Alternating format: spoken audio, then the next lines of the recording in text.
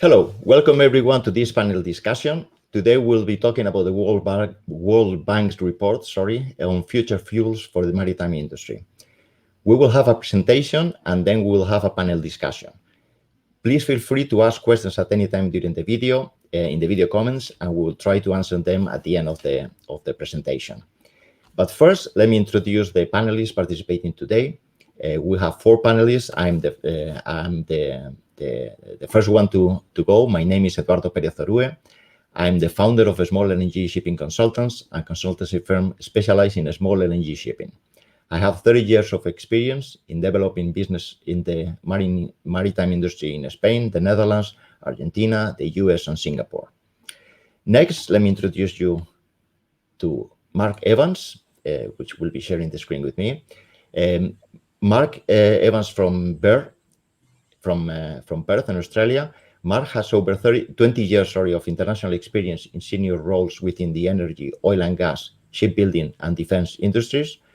Most recently, in the Asia-Pacific region, he has been involved as a founding executive director of successful global consultancy with a focus on the energy advisory. Mark is passionate about a sustainable global energy transition and building a brighter future for those he works with, clients and associated industries. Welcome, Mark. Next, let me introduce you to Nick Bentley. Nick Bentley from BE&R. Nick is a proactive co-founder and director engaging in the energy industry, a decarbonization and sustainability-focused professional who champions identifying and unlocking the opportunities enabled by applying today's technology. Nick is a strong advocate of using Australia's geographic and expansive natural resource position to develop a sustainable pathway to decarbonization using LNG as in the immediate transition fuel. Welcome, Nick. And finally, let me introduce you to Captain Walter. We have Walter Purio from Rise-x and SGMF Asia Pacific. Captain Purio is a seasoned marine industry professional and a low-carbon marine fuel advocate. He is the chairman of Rise-x IO, a company specializing in building digitized workflow software solutions on top of its cloud-based Diana platform, which uses blockchain, AI, IoT, and machine learning tools to make operations, including LNG bunkering, available anywhere, anytime, and on any device. He's a founder and was the inaugural CEO of the LNG Marine Fuel Institute, is member of the SGMF APAC committee, and is the chair of governors of the Lewin Ocean Adventure Foundation. I hope I pronounced that rightly. So welcome also, Captain. And with this presentation, let me take back the control of the room. And after this introduction, let me bring up all the panelists and the presentation that Mark has prepared. So let me bring back everybody to the screen. We are the four panelists, and let me include the presentation that Mark has prepared. But first, please remember that you can ask your questions at any time. Mark, the floor is yours. Thank you very much, Eduardo. And as mentioned, we have a brief presentation before the discussion. And the purpose is to frame the position of the World Bank and provide more context around what we'll be discussing. So, starting off with the recent report that the World Bank issued on the role of LNG in the transition towards low and zero carbon shipping. So what we've done here, we've just, with some really key points in the executive summary we've taken out in the exact wording that are very important to emphasise during this presentation. So the first one says, large-scale temporary role of LNG is unlikely due to the uncertain greenhouse gas benefits, additional capital expenditures, the risk of stranded assets, and most importantly, the risk of technology lock-in with a greenhouse gas emissions trajectory, which would be incompatible with the IMO's climate target. So, yeah, this is quite a solid statement. And then they also go on to say that there's uncertainties surrounding the greenhouse gas benefits of LNG and suggests that public policy support for LNG as a bunker fuel should be avoided. So these are very bold statements to the policymakers, and you know, they shouldn't be taken with a pinch of salt. Now, if we look at this into a little bit more detail, in their report we can see that, you know, they've mentioned as well the temporary use of LNG may potentially not provide any greenhouse gas benefits and could provide some disbenefits is one conclusion. They've also concluded, and this is very much aligned with the industry, is that the most prominent zero carbon bunker fuels in the long term will likely be ammonia and hydrogen. They've gone on to say as well that in terms of technical compatibility, LNG infrastructure is not compatible with ammonia and hydrogen fuels.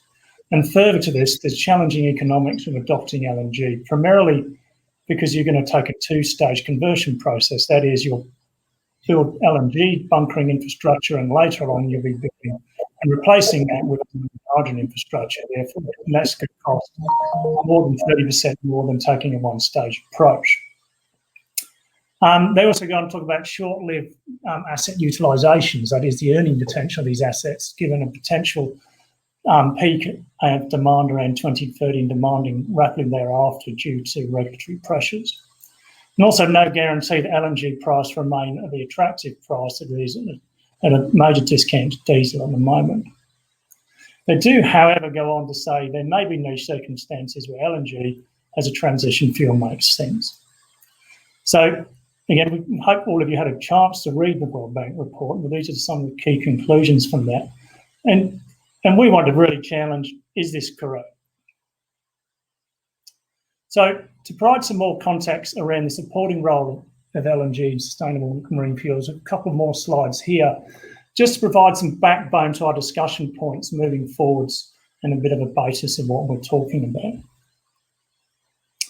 So if you look at today, what is the case for the low to zero carbon marine fuels? Well, first of all, beyond the marine industry, we've got global trends. We've got lots of commitments to net zero by 2050 and 50% greenhouse gas emissions by 2030. In terms of the shipping sector, this accounts for 80% of total world trade and emits just under 3% of the world's CO2 emissions. And the current fuels also emit around 14% of sulfur oxide pollution. And these carbon-intensive fossil fuels also emit damaging NOx and particulate matters. Now, to counteract this, the IMO's got some targets in place. They're looking at, based on 2008 baselines, achieving a 40% CO2 reduction by 2030, 70% CO2 reduction by 2050, and 50% greenhouse gas emissions reduction by 2050. Now, to regulate these in 2023, they're going to start bringing in some indexes, some energy efficiency indexes for existing and new ships in their design and also in their operation as listed on this slide deck here. And again, looking more as a macro element outside the industry, there's significant investor pressure to move away from hydrocarbons and outside the shipping industry.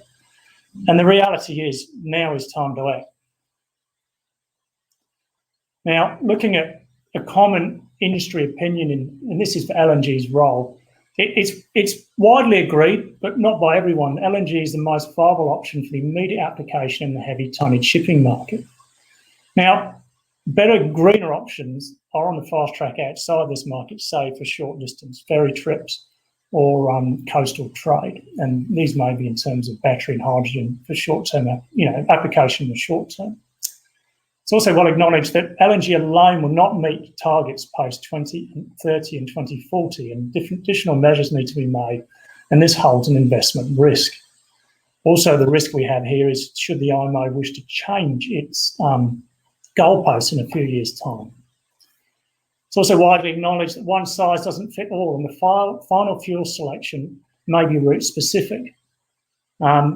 And in line with the World Bank report, the most promising zero carbon fuels in the long term are ammonia and hydrogen. And obviously, as we've been alluding to, there's a lot of differing opinions here, from the World Bank, DNV, ABS in many countries. I think I read something that America, they were trying to try and push not net zero, but zero emission by 2050. So just to delve a little bit more into these differing opinions, I mean, LNG's role of transition fuel. So, you know, we've got people saying for against LNG, why do you want to use LNG? You're going to lock in a carbon-intensive fuel for longer. But, you know, on the flip side, we can say, well, there's potential for some of this infrastructure to be upgraded for ammonia in the future. And then you could go back and say against LNG, well, look, not really. It's a two-stage conversion. It's a higher investment. But when you look at for using LNG, you can say, well, if we invest in LNG now, if we're smart, we can invest in infrastructure, particularly storage or other things, which have cross-compatibilities for these fuels. And by acting now, we gain with a competitive price of LNG as a fuel, which is a multiple benefit to investment into the greener fuels in the future. And against, you can also go, well, look, you know, with the regulations of the IMO coming in, you've got a potential high regret position post-2030. Well, studies have shown on the flip side for LNG again that ship design operating optimization plus LNG can meet the 2030 targets and beyond, potentially still be viable out to around mid-2040s. There's also the opinion that green fuels will be available at scale in many locations in the next 5 to 10 years. Now, this is something that is yet to be proven to be something that can be achieved. So if you use LNG, we can start reducing emissions now using proven technology, and there's no waiting. There's also strong advocacy on not using LNG, talking about methane slip. It's much more potentially potent than CO2 as a greenhouse gas. But many studies have shown, so SGMF have recently published, that around 20 to 23% of greenhouse gas reduction from well to wake using versus today's conventional fuels, and there's no SOx and NOx.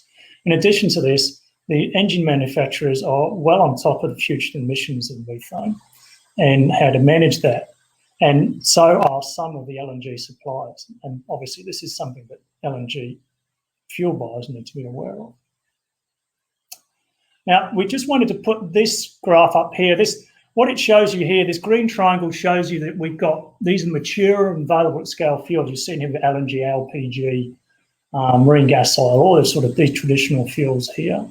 You know, these are available in many locations worldwide, although obviously LNG and LPG aren't widely adopted for marine fuels yet. If you look here, we've got fuels such as methanol, which is a great candidate for use as a marine fuel, for example. They're mature, but they're not readily available at scale worldwide. I mean, they may be in some ports, but not as many as the others. And then we move down to the very promising hydrogen-based fuels down here, which they're under development and they're still a way off being economically and wide-scale availability to be used as a marine fuel. And what's also worth noting is we move down to the bottom left-hand corner of the graph, we did increasing fuel tank size the same voyage. Now, whilst this might not be an issue for short duration ferry journeys or coastal freight journeys, it certainly is for vessels such as container vessels, which rely on space to generate revenue. So the question is, should we wait for a silver bullet? And one thing that's been put forward in this potential vision for decarbonisation is really a two-pronged approach. And the crux of the two-pronged approach is to act immediately, act now.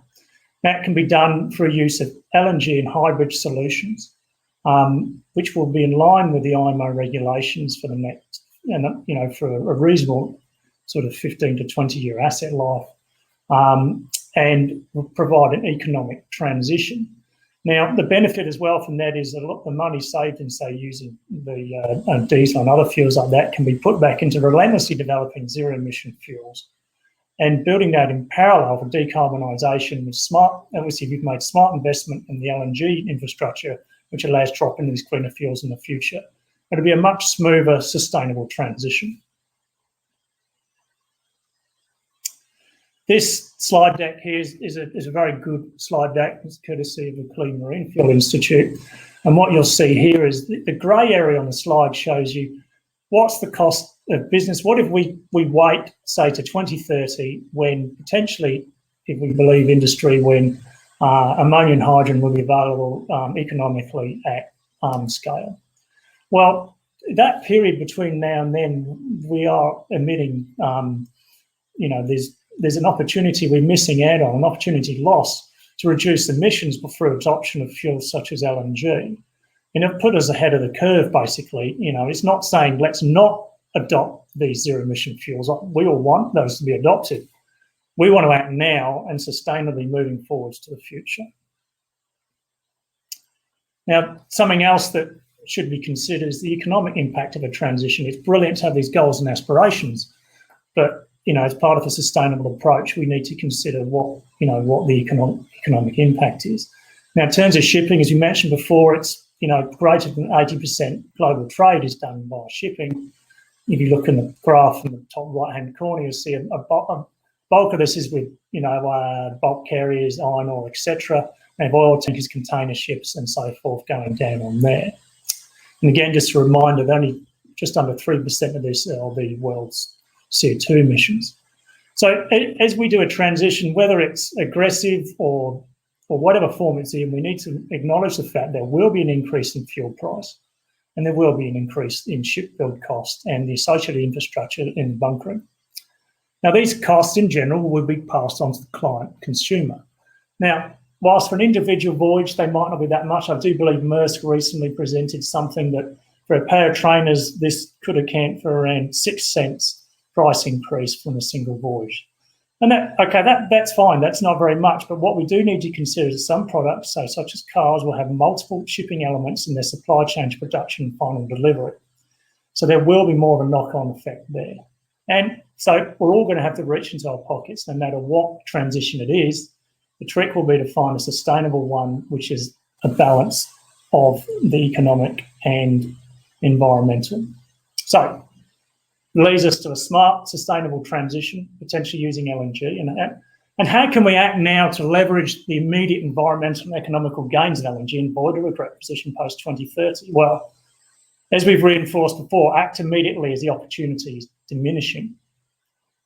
Also, only focus on the heavy tonnage market. It's well known through numerous publications that it's not viable to use LNG in the small, short-distance ships, and they're already well suited to the battery and hydrogen routes. Only source LNG with low well-tank greenhouse gas emissions, as in that needs to be regulated. Know what you're buying. Look at your Scope 3 emissions. It's very important. Leverage existing infrastructure. And when we invest in new infrastructure, do so with cross-fuel compatibility in mind, i.e. tanks that can store ammonia. Let's give ammonia and hydrogen a springboard, a turbocharge to get going for using this. Also, we need to target locations of high shipping traffic. That's a given, but also potential large ammonia availability in the future. Here in Australia, we have a lot of plans for large-scale ammonia export, and luckily, they seem to be centred around a number of our shipping corridors. Looking onto the shipbuilding side, let's build ships with the thought has gone into the upgrades for LNG to ammonia and hydrogen. And this has been going on for a while. Then there's a number of institutions and companies now offering this, and notations available by class, say for ammonia ready. Also build more energy efficient ships. This then allows the LNG fuel ships to meet the IMO index targets post 2030, 2040. And it's not just fuel which is going to reduce those emissions. There's a whole lot of other factors as well we need to think about. We also can't forget the wider thing of a green ports picture. The fuel that goes into the hubs and spokes, all the infrastructure in the ports to be running off as green or renewable fuel as possible, and improvement in environment in those areas. We also, obviously, something that's been going on, we're looking at, we need removal and reduction of port fees and incentives. This is pushing on the fact that industry on its own won't achieve this. We'll need regulation as well. And a part of that would be more emission control areas. And naturally as well, industry-wide collaboration. So what we're pushing at here is parallel development of green solutions that can leverage LNG infrastructure and operating practices, and intervention of well-guided regulations for sustainable transition. So that concludes the framing presentation. I'll now hand back over to Eduardo to initiate the panel discussion. Thank you very much.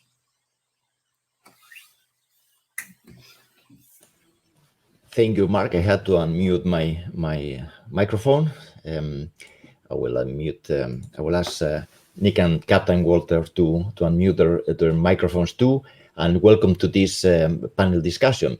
Remember that you can ask any questions at any time. As you were able to see, we will be putting your comments on screen when we finish this discussion. But the analysis that Mark did was a very good one, and it raises a lot of questions on why the report was brought up, what is the meaning of the report, and what are the consequences of it. So let me start asking the first question to Captain Walter.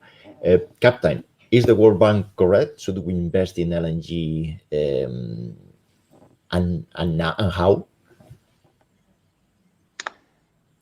Well, I'm going to say yes. The World Bank is correct, but they're not correct yet. This is a very long-dated solution that I believe we all want to have happen. Look, if I was to canvass this audience that we're speaking to today, including this panel, I would say that 99% of us, probably all of us, would say, I am a believer in renewable energy. I am a believer in things that have to be sustainable. We want a sustainable world. We want a sustainable life. Who wouldn't want that? We do want that. But there's a way to get there. And I think what we have to look at in our world, as in the shipping world, is to ask ourselves, and we have a great opportunity right now, ask ourselves a very fundamental question. Why are we doing what we're going to do, and how are we going to do it, but to define a purpose for renewables and a transition fuel in the world of LNG. Now, the World Bank is known for what they do, and they support causes, and they're a fantastic organization. But there are other organizations around the world that are much more specific to what we in the marine world, like SGMF or CLNG or CMFI, these kind of organizations that very much believe in working toward these goals, but doing it in a measured way, in a sustainable way, engaging governments to be part of the solution. And I think that we have got a great opportunity as a shipping world to wrap ourselves in this dialogue for LNG as a fuel in the 5, 10, 15-year, 20-year time frame, and to Mark's point, build the infrastructure to support the renewables as they come online, and we have a multi-fuel marine world. I think that's a great opportunity, but to wrap ourselves around what I think is a very exciting part of industry that's exploding, and that's the world of digitization. So take digital, take AI, take blockchain, take all of these different solutions, machine learning, the edge computing, and put them all together. We as a marine industry are so conservative, ultra conservative, because we've had to be, because I would think because of the communication, we have had lack of it. As we're out to sea, people can't talk. Back in the day when we first started, I first went to sea, we used sextants as our major form of navigation. It worked, but it's a little bit better now. So all of these kind of things, I think we should look at. How do we, as an industry, engage all these different technologies, including the hardware that we're talking about today for LNG to be used for the future renewables in this ocean space. So anyway, that's my belief, that to leave this opening statement is uncertainty, in my belief, is the enemy of enterprise. And we are living in an incredibly uncertain world. We, as a marine industry, are ultra conservative anyway. So we fall right into that. Say, okay, well, we're not going to make any decision because that'll be the right decision. Well, in this case, ladies and gentlemen, I would say that it is the wrong decision. And I believe the World Bank has it right, but they don't have it right for right now. Thank you, Walter. What do you think, Nick? You're mute, sorry. Good point, Eduardo. Thank you. And then also couldn't hear my comment on Walter's sextant either, so that's good. So no, I would completely agree with Walter's sentiments there. I think the difficult thing with the World Bank is that they've clearly done some incredibly detailed research. If you look back into the UMass papers and the back end of the report, a lot of what they say has been is very well ratified throughout academia and throughout industry. They agree with everything we're saying in terms of the benefits of LNG. But what they're really focused on, and I think if you pulled out one sentence from the report, was that the uncertainty surrounding LNG in terms of its greenhouse gas impact, and essentially around the impact of methane slip on the engines, and then also accounting for scope 1, 2, and 3 emissions. LNG doesn't come out on top as being a primary, very sustainable, fully sustainable cyclical marine fuel, and therefore they're saying we're not going to advocate to policymakers to support it. But I think that aspect of the report is where we're seeing some divergence in opinion, and in that the alternative, the counterfactual argument that they have is that we should be fully investing in ammonia or hydrogen projects, and we'll get to that in the next couple of questions. These fuels and these technologies, they're just not readily available right now, and the timeline to their rollout is going to be, it's not going to be 5 or 10 years until they're readily available and available throughout the fleet. You're looking at a 20-year horizon, and we need to bank the emissions that we can now using LNG and rolling that throughout our fleet.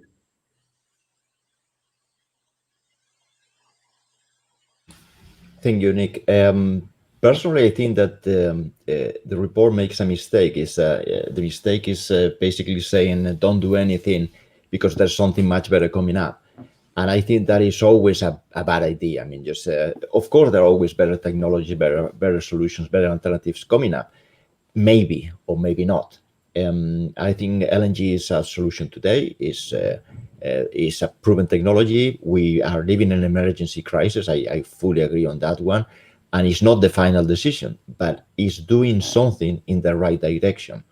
I think that is that doing something today and maybe doing something better in the future is something extremely important. And not doing anything and waiting for better things to come is always the lazy approach, like let's do things as we always done, and hopefully things will get better on their own. That to me makes no sense. What do you think, Mark? I agree with all of your points. I mean, I'm just thinking if I was a ship owner and looking to make, serious investments and worried on capital returns in the future of my business, I'd be very confused. I mean, if I was taking the report from the World Bank and verbatim, the message would quite clearly be is that wait for the silver bullet, unless you've got deep enough pockets to go out there and build for that silver bullet. And I think that the ship owners need more reassurance that LNG as a fuel isn't going to make it so that if you build one now, your ship has only got a useful life of 10 years. The key thing is that with the efficiencies in design, and there's so much work going on in this arena worldwide at the moment that's been very well published and documented and peer-reviewed, is that there is a place to meet the targets using LNG to 2045. That was published by DNV and HHI recently, actually. So, there's the risk perspective of that is that it's actually, I'd say it's the lower risk to build an LNG-powered vessel now with some cross-compatibility for fuels in the future than to wait for the silver bullet. I mean, I'd hate to think how painful it is going to be for the shipping market and the industries that rely on it if we do wait for that silver bullet. And that's the lens I see it from. I did notice in the report as well that they criticised the IMO indexes, and they in the body of the report they've done a good job. I mean, not necessarily agreeing it's been summarised correctly in a fair lens, but they criticise the indexes, saying that it's easy to meet the targets because you're not considering Scope 3 emissions. But the reality is, as we mentioned earlier, if you look beyond what these companies have to report, publicly listed companies are having to report their Scope 3 emissions, i.e. when they buy their fuel, what are the emissions in the process of obtaining that fuel? So you're actually going to go and seek, if you can use LNG, an LNG supplier who's provided a fuel with the least amount of future emissions in their supply chain. So I think there's drivers outside and beyond that manage that, and it's going to be very challenging going forwards, and we just need to act now. That's the bottom line. We cannot afford to wait. Yeah. Before we go to the next question, let me just bring up some of the questions that the audience is doing, so we can all participate and try to share our opinions. What is the effect of implementation of LNG? The implementation of IMO for LNG users in Southeast Asian region. Anyone wants to take that one? I think personally that the implementation of the IMO regulations is being very sketchy because there's no reinforcement, and that is not helping the industry as a whole, and is not helping the environment, that's for sure. Not only in Southeast Asia, but all around the world. I don't know how many fines have you seen as reported because of the lack of compliance with the new IMO regulations, but I haven't seen any, to be honest. So I think that is an issue. Anybody else? You're mute. I reflect, or Walter can go first. No, sorry. I would say that I agree with you completely, Eduardo, that it has been sketchy, but again, this uncertainty that we're seeing, compounded by the obvious effects of what we're dealing with around the world with COVID, that this is an element that is just adding fuel to this fire of what you're saying about the compliance issues. The message has to be clean, clear, and strong by local governments, by local industry, and by the global marine industry, that this is what we're doing. Full stop. That's it. Simple. And to be able to enforce it is a very, very important consideration. I mean, nobody wants to pay more than they have to pay for anything, but I still believe there's a bigger purpose here that we have to all, I guess, all come around and believe in. Mm-hmm. Nick? No, I think again, Walter seems to echo my sentiments, and I would agree that it really at this stage we can't rely on regulators or on countries to enforce these rules. It really needs to come from the ship owners themselves and their desire to adhere to what is recognized as the remainder of their peers. If the remainder of their peers at a certain other ship owner agency or charterer are aligned with certain regulations and they can prove this, you'll want to be doing the same thing, and you'll be incentivized to do that. Being able to go on board with Coast Guard or a customs boat and actually trying to test someone's fuel and then issue them a fine and ensure the fine is paid in the correct jurisdiction, the bureaucracy behind that is not something that we can actually rely on. So it needs to come from stakeholders within the ownership companies and those who are actually responsible for buying the fuel and for running the fuel. And those stakeholders can be shareholders, management, executive teams, all the way down the chain, and they need to be aligned. So it is a cooperative effort, and that, to be honest, is really the benefit of the IMO 2020 regulations, that give people a common target. If you don't have the IMO 2020 regulations as a global target, then individual countries have different standards, and then people can say, oh well, these guys, they're not doing it, so we won't be following in their footsteps. But a common global target for 2020, it's been a brilliant standpoint for the IMO. what we're going to see in 2030, again, another increase in the regulations with a final aim in 2050. And I think that's something we'll get to a little bit later is, do we feel that the IMO's targets in 2050 are actually aligned with the remainder of the world and other industries in that a 50% reduction in greenhouse gas emissions by 2050 in recent years actually looks almost a bit backwards, and that a majority of industries are aiming for net zero by 2050. So is that something that we're going to be able to achieve? And I might handle that to Mark to see what your influence is on that. Thanks, Nick, Walter and Eduardo. In agreement there. Look, Nick, your point about will the IMO move the goalposts based on pressure from outside the industry, and I think there's a reasonable risk of that, but it all needs to be done with a sustainable viewpoint. And one thing that's worth mentioning in terms of the IMO 2020 sulphur cap is that we're working with clients who have major power generation using heavy fuel oil. And all they've been asked to do by the governing bodies in the country in the moment is show intent. That gives them a licence to drag their feet and delay investment for as long as possible. The reason the governments aren't forcing these organisations is they're worried about the loss of revenue and income that they rely on from those companies. So this is a major issue, and I don't know the answer to it, but the penalties need to be harsh and there need to be examples. Otherwise, this just won't happen. Okay, before I go to the next question that we have prepared, I have one comment to make. I had a list of questions that you are asking in LinkedIn that I had to reset my computer and they disappear. So sorry if we don't put some of the questions you asked already. These things happen. That is the problem with live events. The next question I have is from Andreas, and I will bring that up a bit later, but sorry, but I lost some of your questions. Terribly sorry on that one. They will still be in LinkedIn, but they will not be. I will not be able to put them on a screen. So, but let me continue with the next question. Nick, you wanted to say something?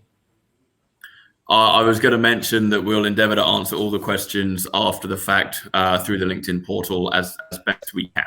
So, offline. Exactly. Perfect. Thank you very much. So the next question that we had prepared ourselves is, can we increase uptake rate of green fuels such as ammonia through the use of LNG? And let's see what you think about this. Walter, what do you think about this?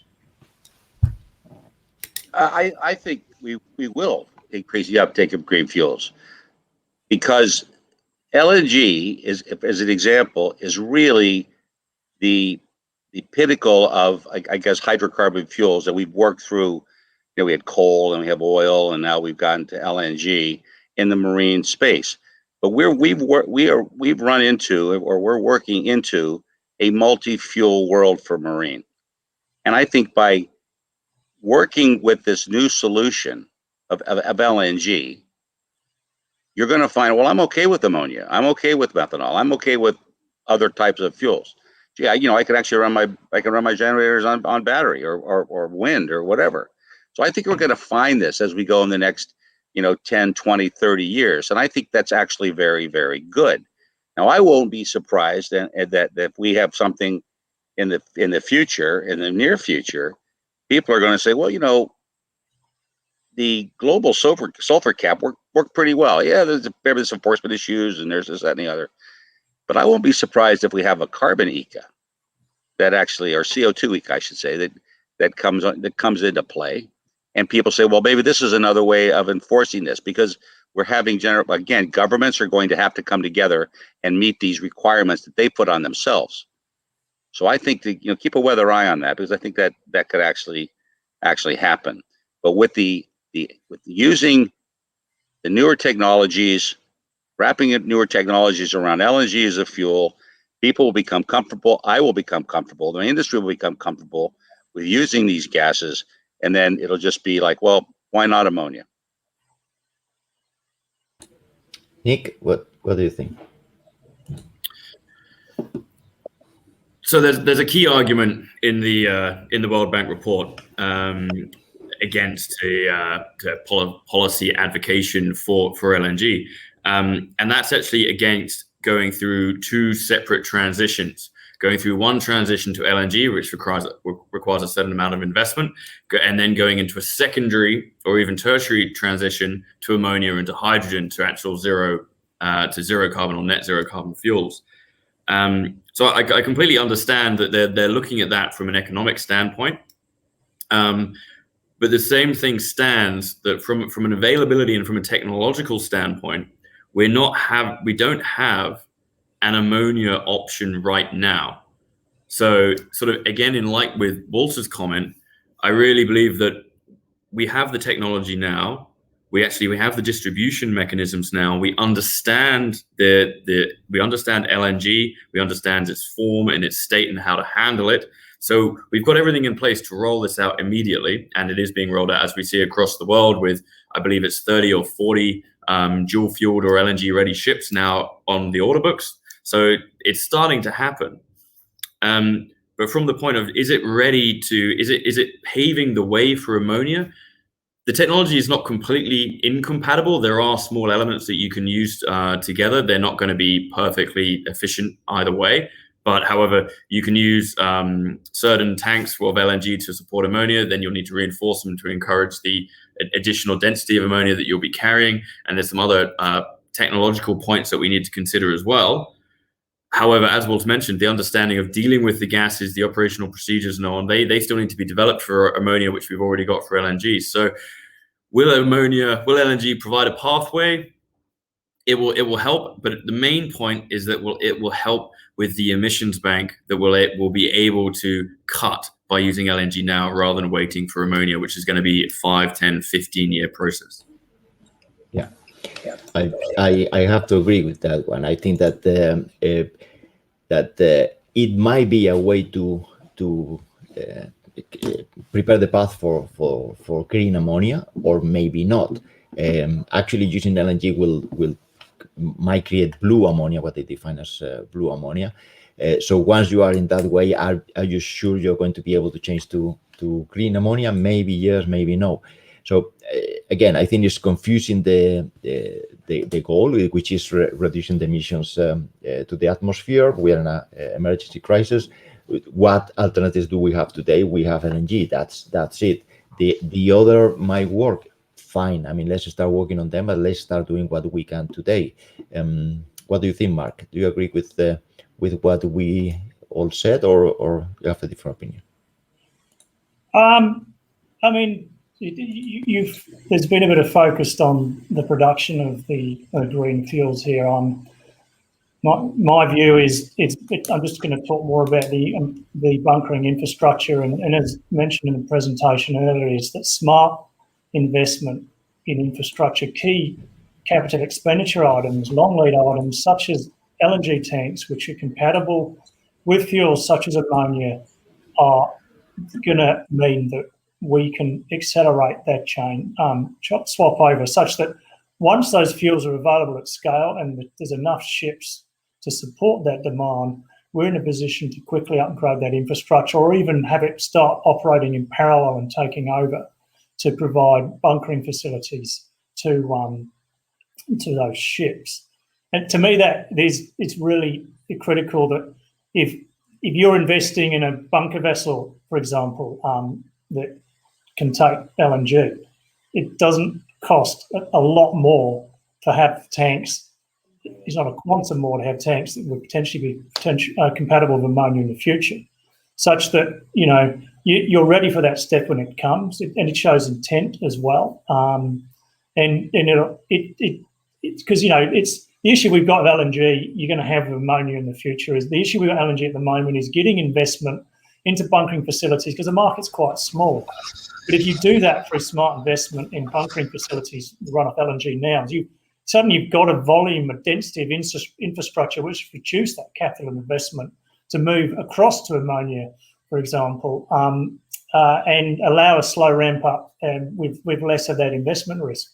To me, that's actually absolutely fundamental. And and when we put our dollars on the table to invest in these assets, that we need to think about that future. And if we don't, I'm afraid the World Bank is 100% right, and we should not invest in LNG. Okay, that is not the end I was expecting, but it was a rhetorical question. Thank you for that one. Before we continue to the third question, let me bring up some of the questions that people are asking. Andreas is very early morning for Andreas, so thank you very much for being here. So Andreas is asking that commenting that governments are afraid to enforce the LNG rule because they are afraid of being labeled as anti-zero emissions. They are afraid that if they support LNG, they are stuck in the past, so they remain silent until the proverbial dust settles. I have to say that in a way that is true. I mean, it's everybody wants to look cool and proactive and looking at doing the best for the planet, and doing the better for the planet seems to be not doing anything. So, what do you think about this? Any comments? Doing the best for the planet seems to be doing nothing. That's interesting. I think you're right. That seems to be what the sentiment is, and I think it again pivots back to this issue of certainty. People are uncertain. Nobody wants to spend hundreds of millions of dollars in infrastructure if they don't know what the return is. To Mark's point, what's going to happen in the future, and keeping, I guess I would rhetorically say, a pre-COVID frame on a post-COVID problem. So how do we bring those together? And look, a lot smarter minds than me are going to figure this out. But I just believe that we have got a great way forward here. People are just going to have to, governments are going to have to listen to their people, but also listen to their businesses that are employing those people to say, we get it. We want this to happen, but it's not going to happen today. It's going to happen in the future. So to me, that kind of a dialogue and that kind of a program or a process to educate the world on what this can and can't be in the short, medium, and long term is critically important to the success of not only LNG as a fuel, but also renewables to take their place. Nick? I was going to make the point that essentially, I mean, we're here based in Australia, but this is a global issue. Australia has been very slow, to be honest, in actually encouraging LNG as a marine fuel. There's a few regulatory issues. There's some domestic gas versus broad gas sales issues as well, which has essentially limited our ability to actually build a bunkering industry here. And it wouldn't have been a difficult thing to have foresawn this industry 20 years ago or 15 years ago and to put the incentives in place. So I think this question is actually it's very, very relevant question, but it really should have been asked 15 years ago, 20 years ago, which is what they did within the EU. And within the EU, they've been supporting sustainable sort of LNG initiatives for years now. And that's why you've got, to be honest, the hub of global LNG bunkering is in the EU. It's out of Rotterdam because it had been sustained from government initiatives. Now, Australia and Asia is slowly catching up, but we are still honestly quite far behind. So in terms of enforcing the LNG rule or in terms of incentivizing the use of LNG, I fully believe they should be doing it, but I really believe they should have been doing it years ago as per the EU. And then I guess the sentiment would be, well, is it now too late? Should they then make the jump and only now incentivize ammonia or hydrogen or zero carbon fuels? And to be honest, I believe the answer is both, and that's probably a bit of a cop-out, but it's again the same messaging. Immediately, right now, incentivize the use of LNG as a bunker fuel. Use that for the next ship regeneration cycle, which will last 15 or 20 years. After that, or in the run-up to the next cycle, you can also be investing in and incentivizing the use of ammonia and hydrogen as a marine fuel in time when they can be developed, when we have them available at scale and, to be honest, in an economical way. And I noticed one question that was asked previously, which was, how do we account for a carbon credit type or carbon pricing type? Now, LNG at the moment is seen as I'm going to continue running on, but LNG at the moment is seen as the optimum in terms of sustainability and in terms of economy, because it's actually an achievable fuel to use and we can put a price on it. Once we start rolling a carbon price into the equation, it's going to be completely skewed off, and we probably will see fuels such as ammonia and hydrogen coming to the fore in those cases. Quicker.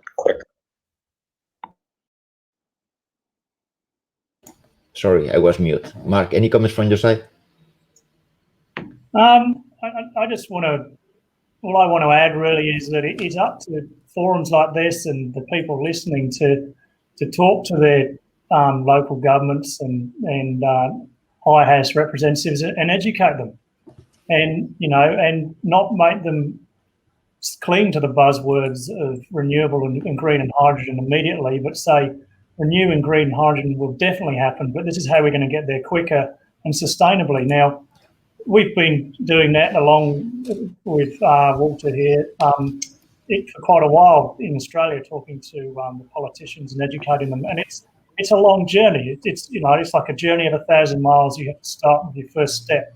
It's going to take time, but it's one thing to win votes to say that we are going green immediately, but when the public sees it, you can't demonstrate a pathway to do that, then you need to backtrack and figure out how you're going to do it. So again, maybe a little bit of a controversial response, but we need to be realistic about how we're going to get there and look at the most sustainable, quick way we can achieve this.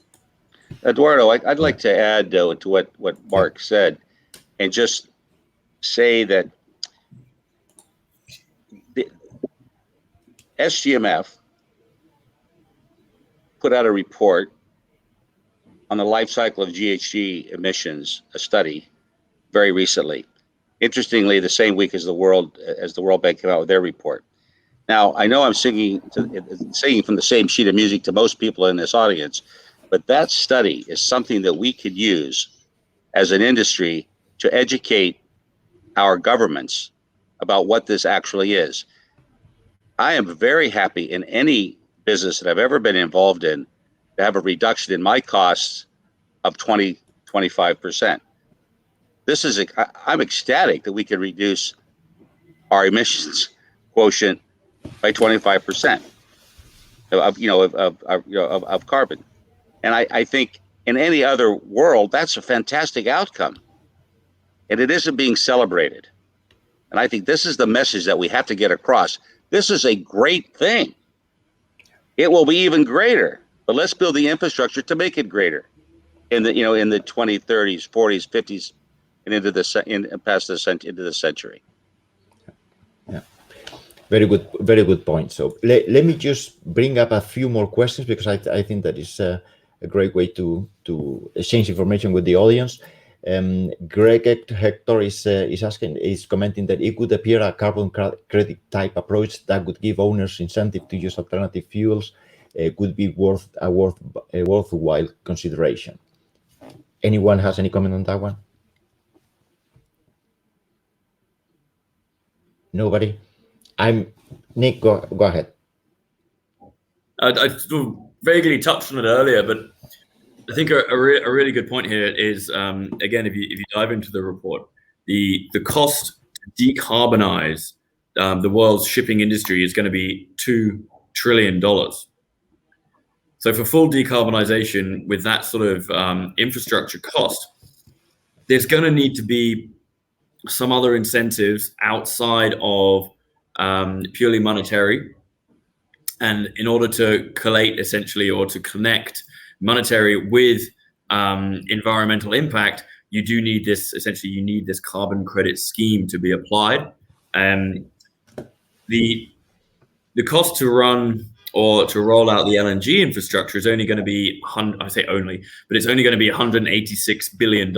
So significantly less than 10% of what it's going to cost to decarbonize. Now, the argument in the report is that if you're going to decarbonize anyway, why spend that additional 10% to realize LNG? But I think the unknown and the uncertainty factors around the renewable generation of fuel and the costs associated with those, that $2 trillion is a very, very loose number. It essentially has to be at this stage. We're looking forwards into the future, 25, 30 years. You really can't put that kind of accuracy on it. So I think the spending of $186 billion to roll out LNG across our fleet right now is a very worthwhile investment.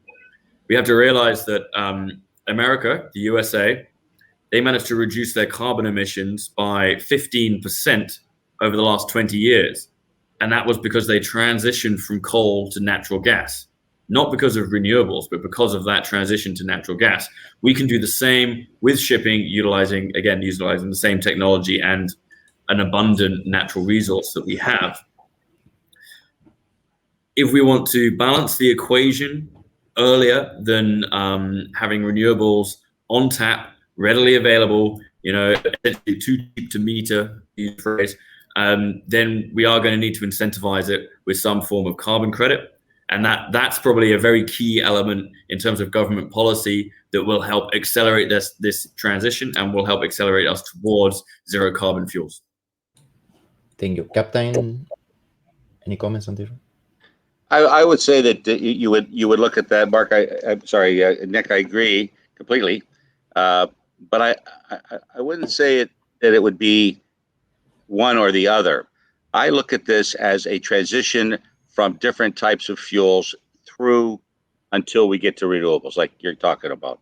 I would love to see incentives, frankly, for heavy fuel users to be able to make very much, like VLSFO, the incentive to bring it down to 0.1% sulfur. That's a great thing. I don't think they shouldn't be incentivized. I think that LNG should be incentivized. And then I also think that, of course, that the renewables should be incentivized. To bring anything down from where we were to where we need to be is a good thing. We'll get there. We'll get there in the end. But we have, to Mark's point, you have to take that first step.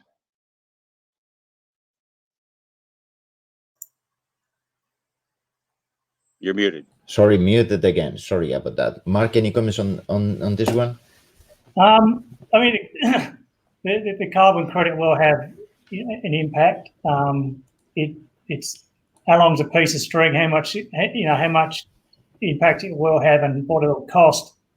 I think what will drive it more is the availability of the green fuels at scale.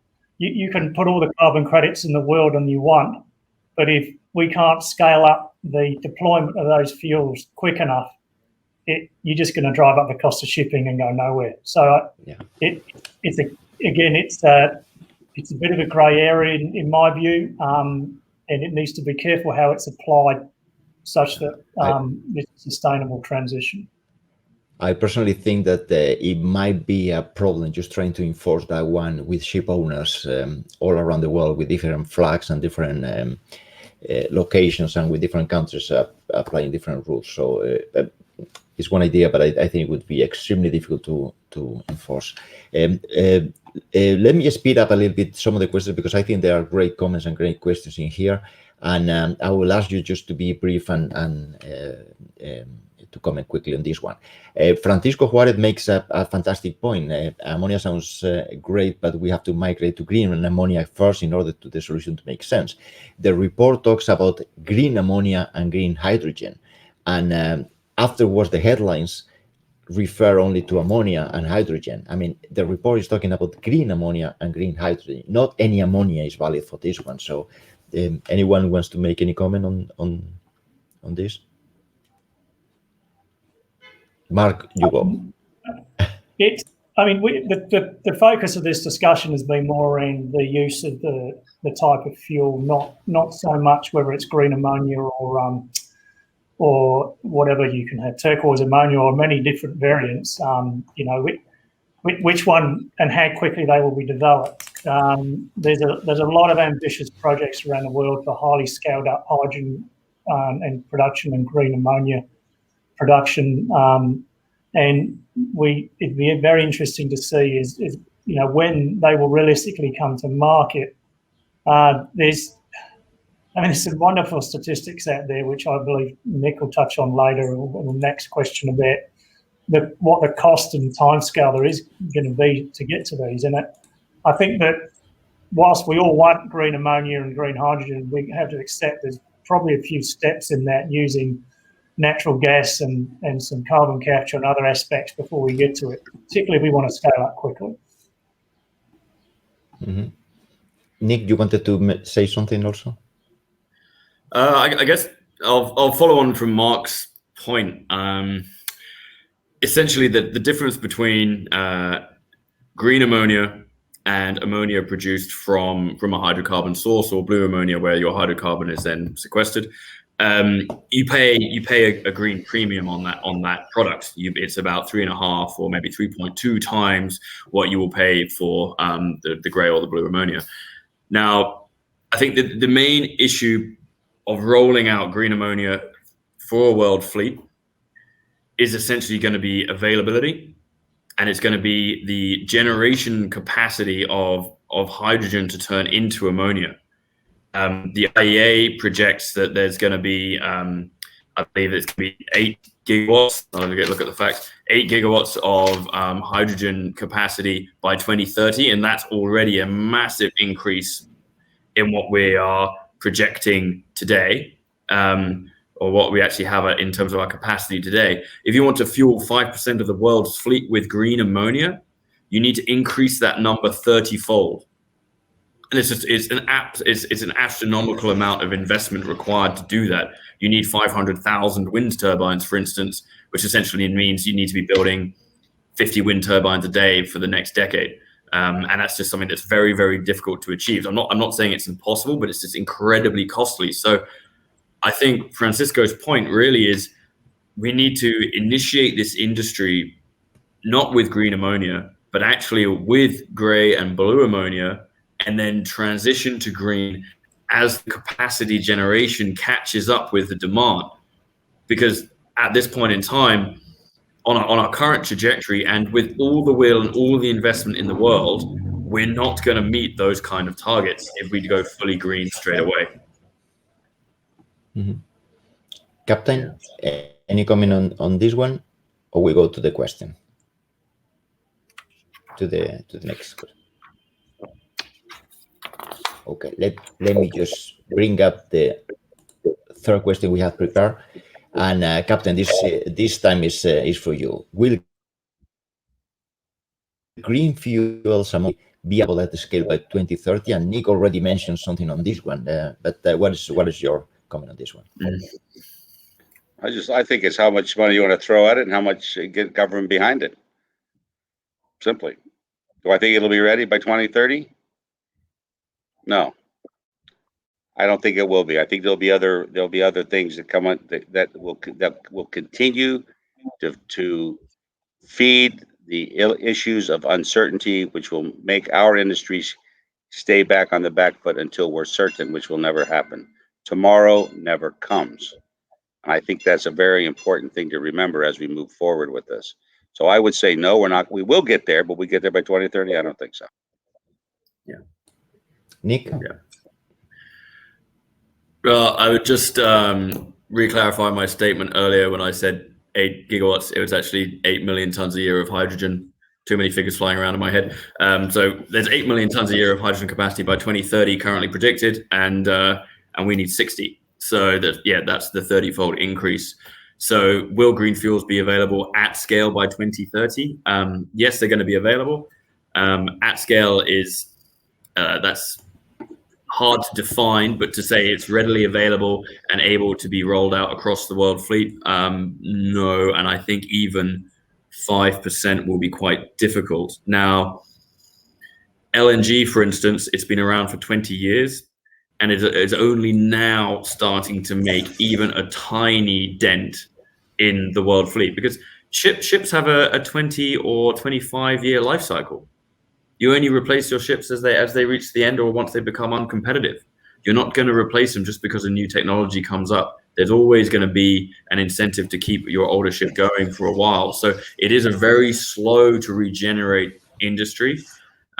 So I think the other problem is going to be shipping will be competing in terms of the volumes of green fuels available against huge amounts of other industries that are also going to be chasing these green fuels. So if you have green fuel generation at one of the ports, for instance, it's going to be shipped off and it's going to be used for a whole number of other industries, not just shipping. So there's going to be a lot of competition for that supply, I believe. Mm-hmm. Mark, what do you think about that? I agree, and I would say disagree, but only slightly. I actually believe that there will be some dedicated routes which will have viable amounts of ammonia or hydrogen available to them for ships to use. And these will be areas where there's large-scale export rate investment going in for hydrogen and ammonia projects. And it will basically mean that the ships will need a very large tank to do a return voyage from that port. And that's where I see that we'll have by 2030 that sort of infrastructure. And beyond that, it will grow from that. But again, it's going back to what Nick says. It's going to be constrained by, there's a lot of competition for the fuel. And on the green side of it, there's a huge amount of building we've got to do, a huge amount of infrastructure, and it's going to take a lot of time. And reinforcing yourself, Walter, I mean, putting our heads in the sand and waiting for that is not viable. You know, we need to do something now, and we can do something that can actually help it. I think something also, Eduardo and team here, that we haven't talked about, but I think it's the one area that will end up being a weak link in this whole transition, and that's the training of the crews to handle these fuels. And I mean, these are different fuels that could be dangerous. There's a lot of these sort of things that we haven't even looked at. Now, that regime takes a long time. Training of your average, Joe Mariner takes a long time. And there are jurisdictions that will weigh in on how they're going to be trained, what they need to know, how they need to know it. And then you have training institutions and how they come together. The theme of uncertainty is real, and we need certainty. What certainty do we have right now? We have certainty in liquid fuels. We're getting significant certainty more and more in LNG, which will help us transition. But the training regimes, the mariners, have to be part of this discussion moving forward. Mm-hmm. Yeah. Just to weigh in on that. Sorry. No, go ahead, man. I mean, there's something that the clean, like SGMF and clean marine fuels are very big on is the safety aspects of any of these fuels. And to get that in place is going to take a long time. And that flips to training as well. And as soon as we're handling toxic fuels such as ammonia, I mean, it's very easy to generate bad press from a few experts. This needs to be done carefully and thought through. Yep, well said. Mm-hmm. I think that is an important one. I mean, just the safety of the crew and the ability to train them and to help them understand the complexity of those fuels. I don't want to think what would be a cruise ship with ammonia as a fuel compared to other fuels. But apart from that, I have to remember people how bad we are at planning, long-term planning. I mean, as I remember, in 2000, early 2003, I was working in the US in a project to bring LNG into the US from Qatar. I mean, that is as late as 2003, and you can see where that project went. I mean, obviously we are really bad at looking at what will happen in 10 years' time. So why not applying solutions today with the technology we have today, and we'll think about what will happen in the future. When it comes. So, but we are running out of time. Let me just let's go through some of the questions that people are asking quickly. I will ask only one of us to answer each question. So I will bring the first one up. So if anyone wants to talk to discuss what any comment on Rajneesh, sorry, I hope I pronounced it well. He's saying, with so much discussion happening on ammonia replacing LNG as fuel in a few years, it's getting difficult to convince banks to finance LNG bunkering facilities. The World Bank report makes the situation even worse. Anyone? Okay. Nick, go ahead, Nick. I think the difficult thing with LNG bunkering is that it helps with some of the UN Sustainable Development Goals. So it is going to be aligned with some of the investors' SDGs. So in that case, it's more about how you tell the story, and then also how the fuel itself, the LNG itself, is actually sourced. If it's sourced responsibly and it's sourced from a more modern facility, and secondly, if it can be sourced from a facility that utilizes carbon capture, CCS technologies, you can actually utilize. You can actually have a 70% reduction on your shipping operation versus 2008 levels. So 70% reduction now, especially if you're looking at a 20-year timeline out to 2050, that's still very, very significant. And it should be a less risky investment in that you're not investing in a technology that is yet to be developed. You're not investing in a moonshot. So if you're looking for a regular internal rate of return in a technology that you can say, look, this has been developed, it's at a technology index level 10, like we know what we're doing, the risk is much, much reduced. Okay, it doesn't have the highest score on the SDG goals element. However, it'll score a 7 in those, and it will be scoring a 10 across the board and everything else. It's up to the investment fund. But you're right. It's a difficult sales process. But we're still going to need these fuels going forwards. I think one of the more difficult things will be essentially accrediting carbon and running the correct logistic models and so on to ascertain where your emissions have come from when you look at the full scope 1, 2, and 3 emissions. That's going to be a harder challenge, to be honest. Yeah. Sorry, go ahead. So I'm just going to say that we have noticed some banks exiting the interest in funding this area, but then others are coming in with a more holistic view. It is a transition fuel. It will help us get to where we want to be. I mean, they're not just trying to make money. They acknowledge it reduces emissions and it will help us get to our end goals. So not all banks are polarized from what we've seen on the fact if you're using LNG and you must be going straight to ammonia. Many of them recognise if we went straight to ammonia like that, they'd probably lose some money unless it was an extremely long-term play, which may outlive some of these assets. The following question is mentioning classification societies such as DNV have been promoting LNG as bunker fuels since mid-2000s. Unfortunately, the uptake by vessels was not many them till last 5 years. A lot has to do with infrastructure investments by ports. It was a chicken and egg situation then. Is more or less what we've been discussing until now. Any comments on this one, or I go for the final question from the audience? Let me jump to.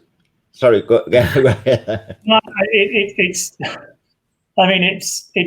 the problem is it's relying on industry collaboration where ship owners, LNG suppliers, regulators, everyone needs to get together and because no one company is going to be able to do this, and it has been challenging. And it will not be exactly the same for the transition for the green fuels as well. So, look, LNG is paving that way. It is moving. The uptake is happening. It didn't happen as quickly as people would have liked. It's just the nature of these things. But there is progress being made. Mm-hmm. I think, though, this is a really, really good point and this is great advocacy for intergovernmental policy, in that we only really saw a change in shipping fuel to LNG once the IMO put their edicts in place. Prior to that, as you said, there was very little uptake to LNG. The economic case, even though it made sense in some cases, was not enough to make that transition. So the sort of the IMO's intervention really did drive that uptake. Yeah, I'll have the final comment on this. I believe that the chicken and egg is real. Governments have to support what we're trying to achieve. I think when you look at governments being supported by the financial institutions and with rolling out the whole ESG dialogue, that will make the difference. And to your point, I think, and to your point, Nick, that people have to want to do this. Industry has to want to do this, and governments have to want to do this. Well, governments are the people of their countries and of their electorate. And I think this is where it will make a difference. You are absolutely correct that we had no uptake on this, or very little, before we knew it was coming, but before the 2020, the January 2020 sulfur cap reduction requirement. And I think that is just an example of where we can go forward and move into this direction on a timeline, a measured timeline that can incorporate all of these things we've been talking about, the financing, the governments, all of this can pull together to make this happen in a measured way, sustainable way, and a financially viable way. Okay, great. One final comment from Gerardo. He's saying the next time we should bring up the authors of the report. That would be great. So maybe we'll have to organize more panels like this one, and invite all the parties involved to discuss the options, and maybe they can challenge our comments and our opinions. So we agree with their end game of the green fuels. It's just we have a very interesting journey ahead of us, and there's many routes we can go, and we just have a feeling that they highlighted one path when there may be other more sustainable ones that we could follow. Yeah. And with this, and with the thank you from Alain, thank you and all the audience. Thank you to the 4 panelists, and thanking myself. But anyway, thank you all 3 of you, and thank you everybody for being here. We'll finish this broadcast right now, but we will try to do more in the future, because it brings a lot of attention, a lot of people interested in the subject. So thank you very much. Any final comment, anyone, or we'll close the broadcast? Any comments? No, just thank you very much, Eduardo. Brilliant facilitator, and look forward to seeing you next time, hopefully with a representative from the World Bank. So let's see how they go. Thank you, Eduardo. Thanks, everyone. Thank you. Thank you all. Thank you, everybody. Good night. Good night.